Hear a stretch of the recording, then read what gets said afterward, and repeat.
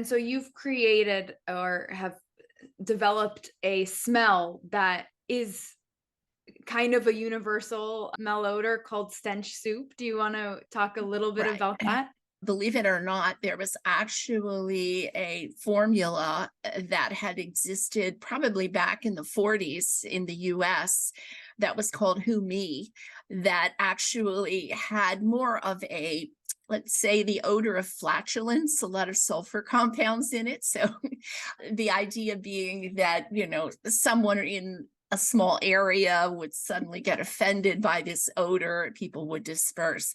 But we took the building blocks of that and tried to come up with something that would have a little bit more oomph, a little more power to repel and disgust people.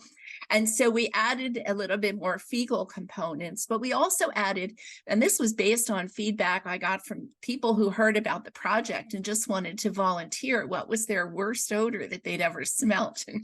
And one person said the worst experience they ever had was a sewage backup in their restaurant where they tried to clean it up and used a very perfumey kind of cleanser. And they said that was the absolute worst.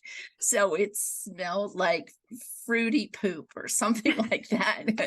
And it was absolutely revolting. Even the people who hadn't minded cleaning up the backup were now all retching and everything when this fruity odor was applied to try to clean it up. So that was sort of the inspiration we took to add something in there that at first whiff would be almost pleasant, and then all of a sudden you would get hit with this really unpleasant rest of the experience. And that was sort of the genesis of Stench Soup.